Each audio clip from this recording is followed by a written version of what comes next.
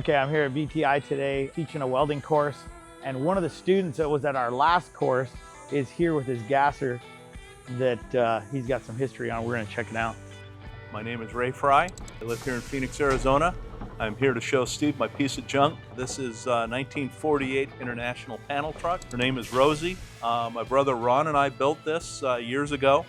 It is now his daughter's truck, my niece. It's got a Ford FE motor in it. It's tubbed out with a Ford 9-inch, and it's just a badass truck. So it'd be like a, what is it, like a KB5? KB1. KB1? KB1. Oh, I guess it would be because it's just a half ton, right? Yeah. And it's a short box. That which thing is rare cool. to find. Where the hell can you even find one of those? This was at Jackass Acres. Wow, that's pretty cool. Did you do all the straight axle in it? I did. My brother wrecked it in 2014. He had a palm tree with it. Oh, he did? Yeah. Hit a palm tree with it and leveled it all the way back to the front door, broke the transmission in 3 pieces. And took me 4 years to figure out how I was gonna fix it. And I got this crazy idea that I was gonna cut it at the windshield post and cut it under the front seats and just roll a pickup cowl in. Well, in international fashion, a pickup truck and a panel are different. The pickup truck, the cowl goes back to about. Oh, right. And the doors are different. So, where was it crunched at? it was crunched all the way back to here. This was pushed. This was pushed. Just back beat it all back out. Yeah, I used Porta Power and Rosebud. Oh yeah. That's some stout metal. Yeah, it is. And then I had to skin the door and flatten the door without messing up the paint, because it still has the Forest Service logos on it. Oh yeah. And it was 3 different bakery delivery vehicles. I know, that's what's so cool about them is the life that they've lived. What year is it? 48. That's a lot of life it's lived. Yeah. You know, the back half is all 4-link. What trans is in it? C6 automatic. Really? Yeah. Put a C6 in it with a Chevy small block? No, it's a Ford FE motor. Okay, it's Ford. All right.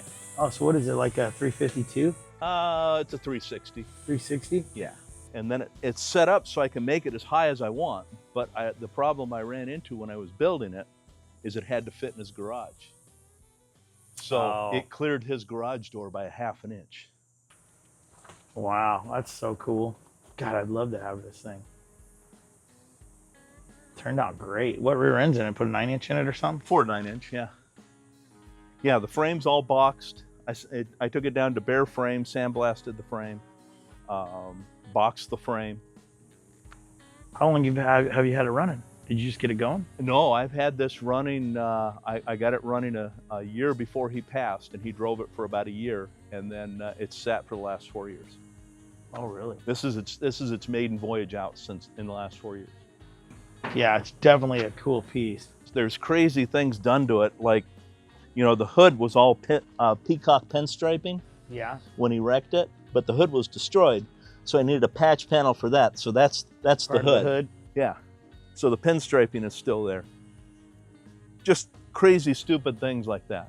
Well, you use what you got. Yeah. And it shaped it, and it felt good. So this front clip is a.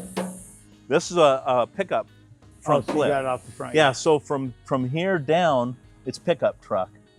And what I ended up having to do was I had to cut the door jamb and reshape the door jamb to fit the door, and then weld the cowl back in. And then when I got done with it, you can see I have different hinges on it, because when I got done with it, the hood is 3/4 of an inch taller on one side than it is the other, yet it fits the cowl. All right. But the hinges wouldn't work, so I had to graft in I see that. Nissan hinges, so that the hood came forward and then up. That's pretty good. It's pretty handy. Those are the little things that you can't even.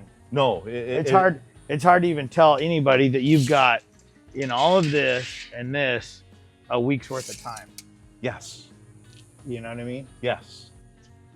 And then before he wrecked it, he had those Jeep, hatches to hold the hood shut. Yeah. Yeah. So I revised and fixed all the original hood. Put the one in it that fits. Yeah.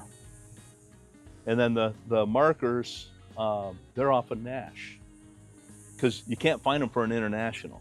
And if you do, they want a fortune for them, and I wasn't putting that kind of money in it. The old corn binder. Yeah. Man, that is a cool looking piece. And then the exhaust turnouts are super traps for a Harley. Probably is a cool little truck to drive around. It is. Amazingly enough, you drive this down the road, it does not rattle, it doesn't squeak. It's just quiet. Well, we're down here in Phoenix. One thing I can see that it's missing is a compressor for an air conditioner. Yeah. Yeah. Even if you did, I don't know. Of course, it'd probably seal up pretty good. It's not bad. The way that, you know, you put some good rubber. Yeah, you do. It probably seals up pretty decent. The windshield doesn't fit the cowl, but that's okay. Yeah, this is cool. And it's tall enough. Damn, I could throw my Indian motorcycle back here. It'd be so cool. Yes. I would love that. This is exactly where I would store it too, is in the back of this thing. It's worth putting the time into it. It is. Yeah. You know what I mean? Like a lot of this stuff, you know, guys, you know, they build something because they're, yeah, like your brother had it or somebody, and it's kind of like, I don't really love it. But you can love this thing. Oh, he absolutely loved this. This was, when he wrecked this, we built a Roadster for him, and he drove the wheels off the Roadster. And then I decided that it was time to go ahead and build this. And yeah, my biggest challenge with this was trying to bring everything so the new front end kind of matched the body as much as I. Yeah, no, you can't really tell. But the thing about most of these anyway is the front clips were always a little bit different color than the rest of them anyway. Yeah, because they were military. Yeah, they were, yeah. Simple, isn't it? Nice and easy. And what steering box is in it? It's got a Ford Galaxy steering box. I know I'm fighting with mine right now. I just built a 32. Since I seen you, Yeah. I built a 32 Roadster that I've been working on. But yeah, it's just the simplicity of this thing is like, not overdo it. Stay cool running around. I came down the freeway this morning at 170. Damn. With no shroud on it. No shroud on it. It's just an oversized radiator.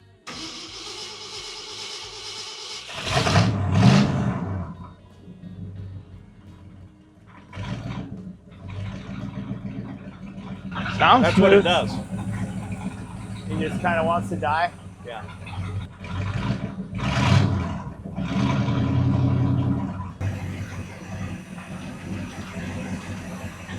Man, that's cool. Yeah, I've tried everything on it. I'm just at my wit's end with it.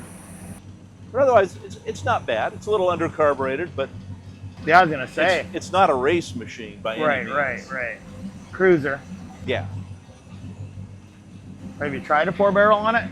It had a 750 Edelbrock. It did not like that. No. It's got one of those Edelbrock kits on it with the Edelbrock cam, the Edelbrock intake, and it was just way too much carburetor. Yeah, a lot of people overcarburate them, you know, Yeah. and then they just run. Well, they're not efficient, and especially today, you know, it's like you're not drag racing this thing. No. You know, you're just cruising it around. Yeah. You don't need all that.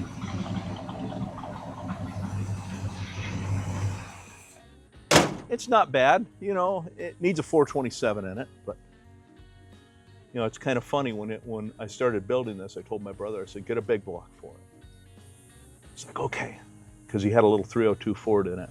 Yeah. I go, get a big block. He goes, okay. Calls me up a couple days later. He goes, I went to the wrecking yard and I ordered a motor. To the wrecking yard, ordered a motor. He goes, yeah, they're getting me a 351 Windsor. I said, get a big block. He got a 351 Windsor. This was another brother's engine. And when he passed, it was like perfect motor for this thing. We'll just stuff it in there and call it a day. Damn. It's called the Brothers now. That's what you need to call it. The Brothers. Yeah. One's motor, one's body. You fixed it. Nah, it's cool. I'd roll that sucker around. It's got a character all its own. You know, it's not square. Right. I put the hood on it, and with the stock hinges, it wouldn't work because the hood is 3/4 of an inch longer on one side than it is the other. No, it's pretty tough, man, to kind of get it all to work. Well, what I really ran into that was the toughest thing is I'd start, welding something on it. These things were brazed together. Oh yeah. They weren't. They were all brazed. So you'd start welding and start blowing big holes and stuff. And it's like, what the heck? It's brazed. Straighten that out pretty good. Yeah. That looks like it was crunched good. Yeah, it was crunched there. All the way in. The whole front end was caved in. Yeah, it's actually my niece's now, so I'm getting it running for her. So I've got to work out the idle thing. I've got to have it so that she can get in it and just drive it. Nice. Oh, she's gonna have fun in this thing. Are you kidding me? You know, in the meantime, it's been sitting in her garage for 4 years. And she drives the Roadster still. She drives the Roadster on a regular basis. Oh, does she? Yeah. Oh, good. So she's into it? Yeah, she is. Oh, that's cool. But I went over and she was having problems with the Roadster. And I went over and this was sitting in there. She keeps it clean. She moves it so the tires don't get flat spots. And I'm like, okay, it's time to get it running. It is what it is. So is that when it had the 302 in it? No, it's had the It had this 360 in it Yeah. already? The 302, he wrecked it in 2014. He hit a palm tree. Oh. Driving through Tempe with a cop driving right next to him, it made an abrupt left-hand turn into a palm tree. His chest hit the steering wheel, broke the steering wheel and the steering column. His head hit the center divider and broke the windshield, and then he came down and hit the shifter with his eye. And shit. but it took 9 years for him to die. Was a lot of it from this wreck? It was from the wreck, yeah. Oh, shit. Yeah, because he wouldn't wear seatbelts. So when I rebuilt it, Yeah. He put I said, I'm not putting seatbelts in it, I'm putting 4-point harnesses Yeah. in it. And you can see how often he used them. Put a roll bar in it for him. Damn, so the wreck kind of messed him up, huh? Oh, yeah. Because he's not that old, is he? He was 67. Young. Yeah. But he got to drive it for a year and a half, and that's all I cared about. Right. Jeez. That sucks. Yeah, because at the end of the day, I built this out of my pocket for him because he had nothing. Now his kids have it. At least his daughter gets to go cruising around. Yeah, She'll have fun in this absolutely. thing. Dang, dude, she's lucky. Oh yeah. You know, and then like on the dash, you know, where else are you going to get this tacky contact paper? Yeah, yeah, no shit. That probably J.C. Whitney back in. I think that or Woolworth. Yeah. And then the only reason it has these seats in it was because he absolutely loved those seats. And I was like, God, ugliest Like seats I've ever Tahoe or seen. something? I have no idea what they're out of, but he spent a week cleaning them to put them back in here. I said, okay, whatever. If that's what you want, that's what you'll get, man. Yeah. I mean, they're probably comfy, but I'd throw some hot rod seats in there. Yeah. Oh, looks good, man. Hell yeah. Good for you, brother. How much time you got in this thing, you think? I've got to have 1,000 hours in it. If I've got 100 hours, I got 1,000. I mean, I spent almost a full year putting it back together. I took it down to bare frame and then boxed the frame. You know, sandblasted the frame, boxed it, put it all back together, completely screwed up. Had the motor all fitted in the frame, and then I sandblasted it and boxed it, and then the motor didn't fit. Damn. Because these motors are so heavy, and it bowed the frame. It's like, okay, well, deal with it. It's crazy. Like, people don't understand how much hours you get in something like this. Yeah, I'd say at least 1,000 hours. I haven't added mine up yet, but And then the biggest challenge was the rear end. You know, the whole back section of the frame was all 4-link, and it was racked in the rack. Yeah. So I had to pull that back to start square. over in there. Was it already tubbed out? Yeah, it was. Yeah, I just had to keep a combination of the old with the new, and Oh my gosh, let's go for a ride. Dang, I need to comb her hair. Oh, shit coming out of her hair. yeah, she's been hanging out in there for years. You're actually supposed to look through the peephole in the side here. Oh, is that what it is? You see her. You see her dancing. Oh yeah. That's great. 25 cents. Cool shit every corner, you know? Yeah. Pretty awesome. And then you can still see the Forest Service logo here, and then it was Heart of Wheat Bakery. Yeah. pretty cool. That old body's lasted all these years, and it looks pretty good on the top. Been in a wreck. Yeah. Who knows how many wrecks it was in before you got it? Probably quite a few. Yeah. I'm sure this thing's been in some places you can't even think about. Yeah, being a Forest Service truck. Yeah. 1940, what is it, 8? 48, yeah. Yeah, can you imagine having this brand new? Oh, yeah. And And the roads weren't that good No. back then. No. No, I bet I'd never seen asphalt very often. No. Yeah, I wanted to do 4-wheel disc brakes on this, but it was just, I was running out of money on it, on this thing, you know. Yeah. There's only so much you can do. Yeah. He had some money saved up. I'm like, okay, let's go do this. Oh, I can't. Why not? Oh, bought a Harley. Cool. You can't even walk, and you bought a Harley. Yeah. Yeah. At least this one, if you're totally handicapped, you can come in with a wheelchair and get in it. Yeah, well, that's why I had to put the running boards on it. Yeah. Otherwise, he couldn't climb up in it. Yeah. Well, not only that, but if I'm gonna walk out my garage and look at something, I'd rather look at this than a Harley. Yeah. And you know, Yeah. looks good with those running boards though. All righty, man. Yep, no worries. Good to see you. Same here. Shit, yeah, man. Hey, it's my buddy Ray's truck here in Phoenix, Arizona, and I have yet to see a 48 International CB1 that is a gasser. This is the first time. It's really unique, and I don't know how many of these are left out there. I know that the IH people that are into the Internationals are, there's a group of them, and if you're one of them watching this right now, you're gonna know what this is. Probably 90% of the people watching it aren't gonna know what this is. But it is a very unique piece, and you know, sitting and talking to Ray about the hours, you know, he's like, I got at least 1,000 hours in this. Most people can't fathom putting 1,000 hours into building something like this. It's been wrecked, all the work that goes into beating the body back out, finding the front clip, all the little pieces and parts that you find at the swap meets and your friends, and you're looking around, searching the internet, trying to find the pieces you need to put this puzzle back together. You know, it's already, when they built this thing probably in 1948 from the factory, it probably wasn't put together that great anyway, you know? But in today's world, you can see the guys that really care. They try to put a lot of perfection back into them. Even though this thing doesn't look like you would see it like, say, some of these good guy shows with these really bitchin' paint jobs. This has got more character, it's got more life in it. It tells a story. I mean, it was a forestry truck, it was a bakery truck, and who knows what else it did in its time. A story that needs to be told. Matter of fact, if it had a nice paint job or it was in a primer, you would probably walk by it at a car show and not give it the time of day that it deserved. Because of the amount of character that's in this thing is what makes it what it is. It's a cruiser.